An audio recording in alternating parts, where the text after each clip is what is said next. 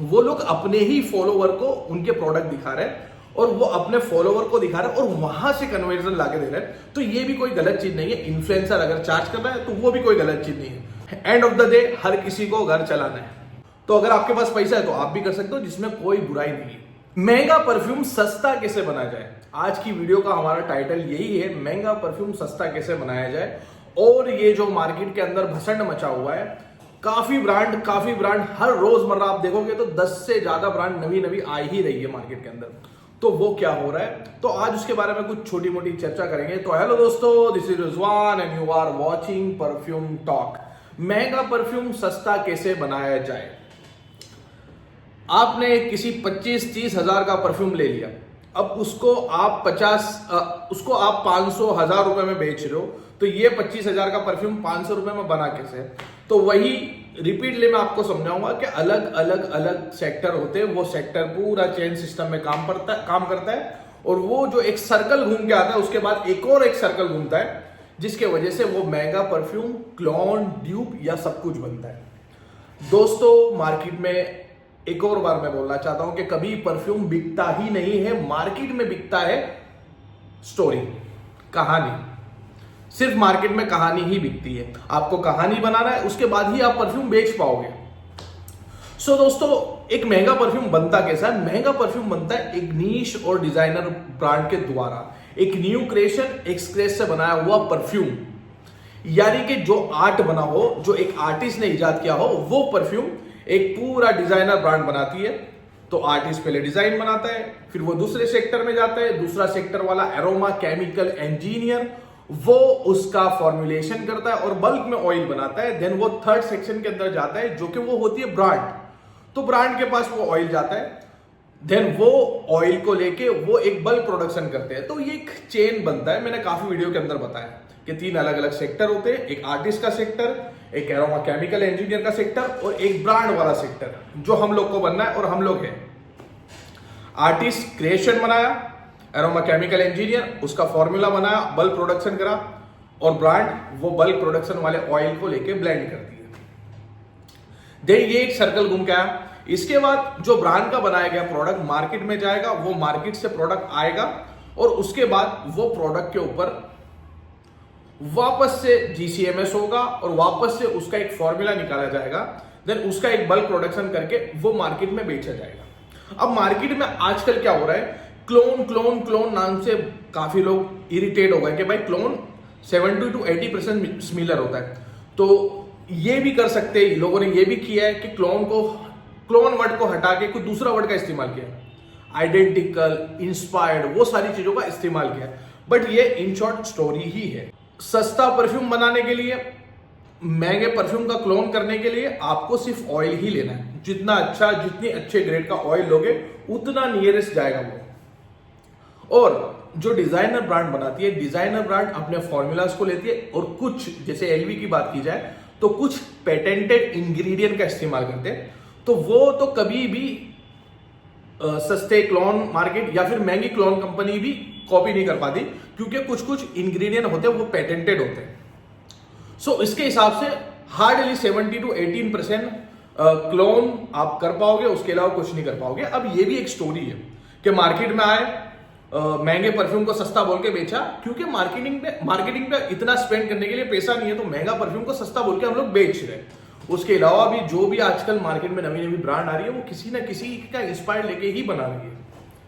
अभी हाल में कोई बहुत ना बराबर के लोग हैं जो स्क्रैच से बनवा रहे हैं, rather than designer, rather than बड़ी कंपनियां नीश।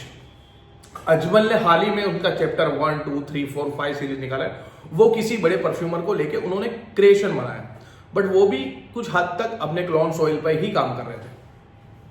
देन ये स्टोरी लेके आजकल हर कोई घुसना चाहता है।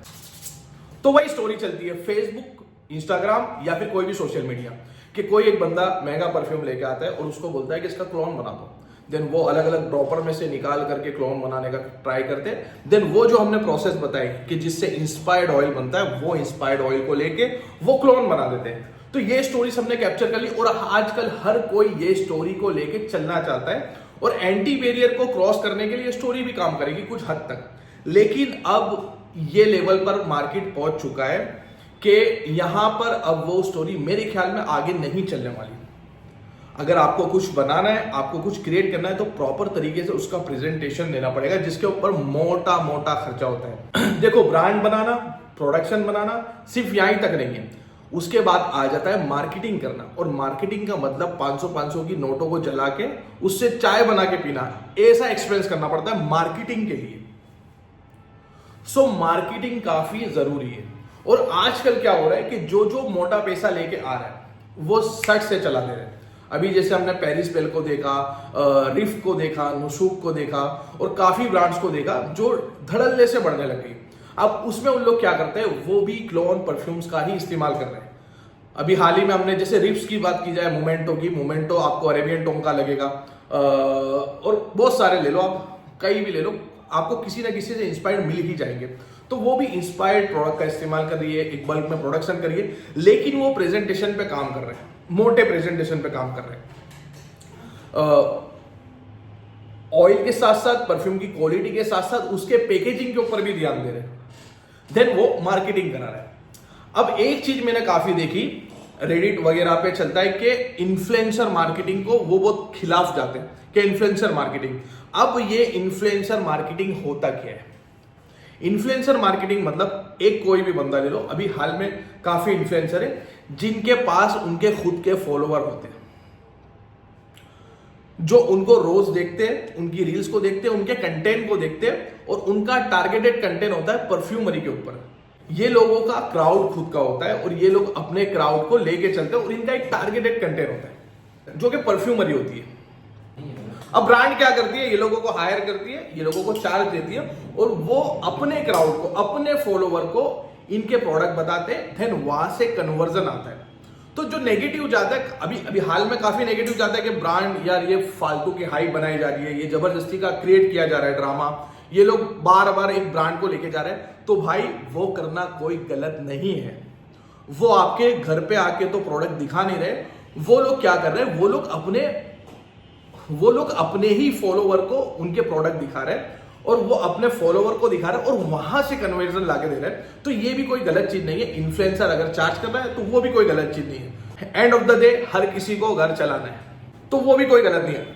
अब ब्रांड इनको हायर करेगी और ब्रांड इनको चार्ज देगी, इनका जो भी चार्ज होगा देन वो अपने ही फॉलोवर को बताएंगे, ना ही कि किसी के घर घर जाके बताएंगे, वो अपने फॉलोवर को, अब वो प्रोडक्ट को बताएंगे, देन वो उनके जो हजारों की तादाद में, लाखों की तादाद में जो फॉलोवर्स होते हैं वो देखेंगे और वहां से कन्वर्जन आएगा। सो इस तरीके से इन्फ्लुएंसर मार्केटिंग हो सकती है और इस तरीके से हाइप बना सकती है, जो कि कोई मामले में गलत नहीं है। तो अगर आपके पास पैसा है तो आप भी कर सकते हो, जिसमें कोई बुराई नहीं है। सो ऐसे इन्फ्लुएंसर मार्केटिंग करके हो हल्ला मचाया जा सकता है और अपनी ब्रांड को लाया जा सकता है, जिसके लिए मोटा रुपया लगता है, मोटा कंटेंट लगता है और मोटा काम करना पड़ता है। सो जब आप इतनी हाइप बनाने के पीछे जाओगे, उससे पहले आपको आपके प्रोडक्ट को सही कर लेना पड़ेगा, क्योंकि ये हाइप एक बार आपका प्रोडक्ट खरीद लेगी, उसके बाद रिपीट कस्टमर आएगा आपकी क्वालिटी के ऊपर ही। सो ये छोटा मोटा कुछ टॉपिक था जो मैंने आपके सामने रखा। आई होप आपको मेरी वीडियो पसंद आएगी, और अगर आपको मेरी वीडियो पसंद आए तो आप लाइक करें, सब्सक्राइब करें, भाइयों को, बहनों को, सबको शेयर करें, और फॉलो करने के लिए, सब्सक्राइब करने के लिए बोले। Thanks for watching.